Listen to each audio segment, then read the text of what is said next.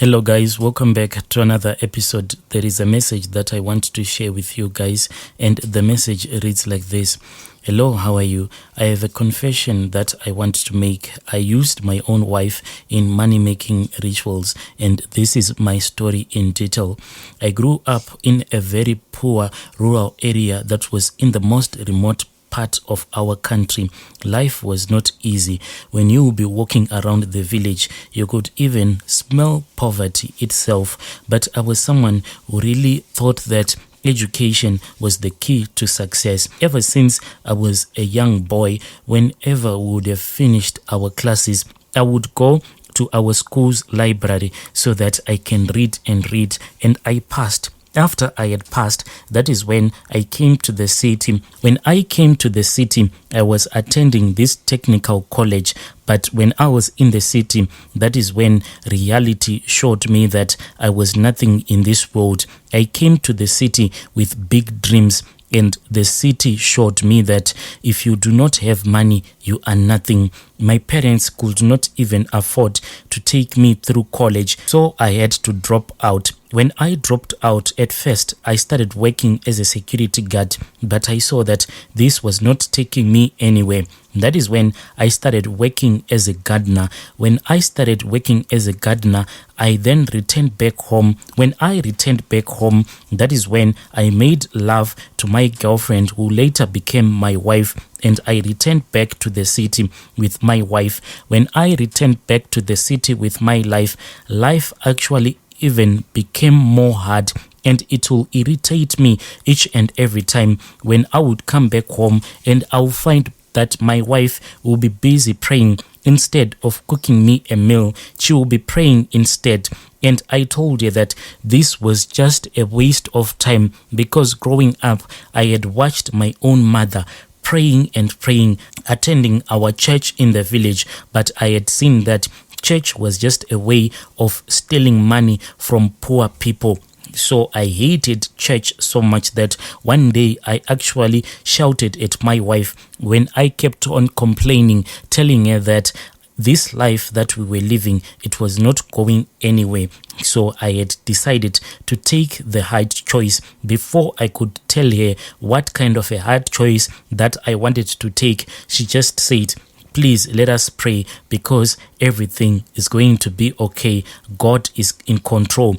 So I started to shout at her until she became quiet. Then one day I had just gone to the shops. Whilst I was at the shops, that is when I met this other friend whom we had attended the same technical college with, and he was driving a very big car. At first I thought that maybe he was lucky enough that at the company where he was working, they had given him that big car. We talked and he gave me his number. When he was about to drive away, that is when he said, "God is just good." Can you believe that this was that poor boy whom you used to attend college with, who is now driving this big car? This is one of the least expensive cars that I own. One day when you come at my place, you are going to see that I have more bigger cars than this one.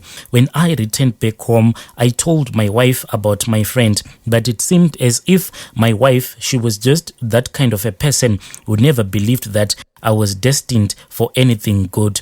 So whenever I would tell my wife that one day my friend was going to assist me so that I can climb out of this hell called poverty, she would just laugh at me and she would say, "Why don't you depend on God? Because riches that come from God are riches that you can enjoy for the rest of your life." And whenever she would speak about God, this really irritated me. Even now, anyone who tries to lecture me about God, they usually irritate me. The reason why this thing irritates me, it was when we were still young. There was this other little sister of mine. She really felt sick, and from a simple disease that could be cured.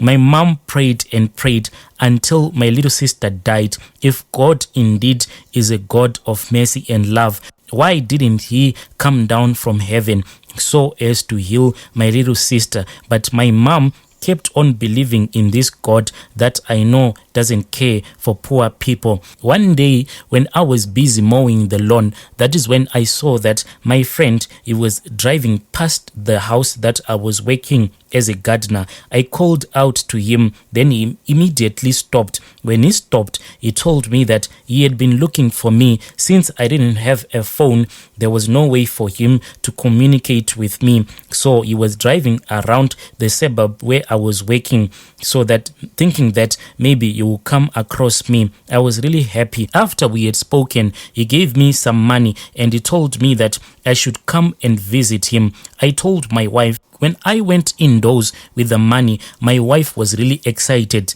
because at that time in the house there was no food. But she said that she was not willing to go with me so as to visit my friend. I went to visit my friend. And when I went to visit my friend, I thought that I was just going for a day, but I ended up spending about 2 weeks there. And when I returned back home to my wife told me that my boss had just fired me because I had not informed him that I will not be coming to work for 2 weeks. So when I came back, my wife was crying. She really seemed so desperate, but I told her not to worry. She said, go and apologize to your boss because he said that he will be waiting for you. And if you are willing to apologize to him, then he would accept you so that you can start working for him again. But I was never going to do that, to beg for a man who had used me like this, whilst he was just giving me peanuts. No, I was ready to become a rich man.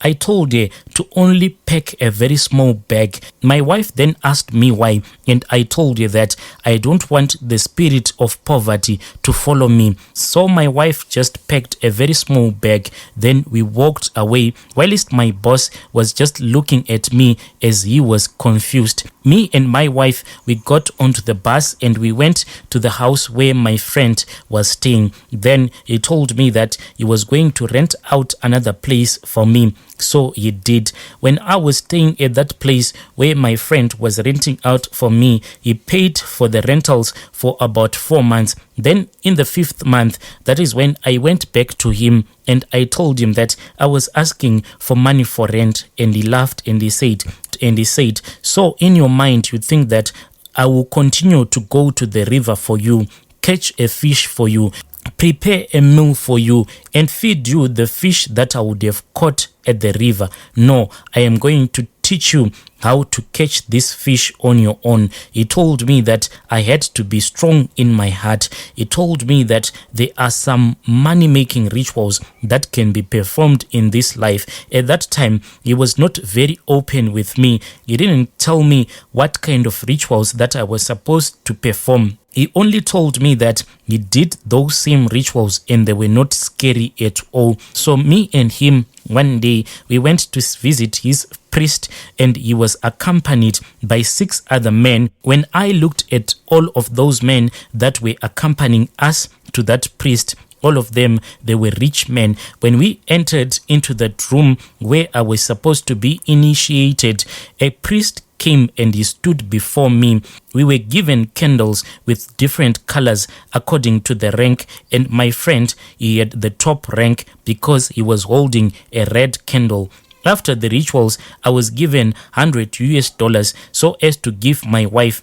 I was supposed to tell my wife so that she can use it all in one day. And after using it, I was supposed to come back. I didn't know what this ritual meant. So I returned back home and I gave my wife some money. I told her that since now we were living in the middle class, I wanted her to go so that she can buy some decent clothes because she was just walking around showing her poverty to the people. I didn't want people to see that she was once a poor woman.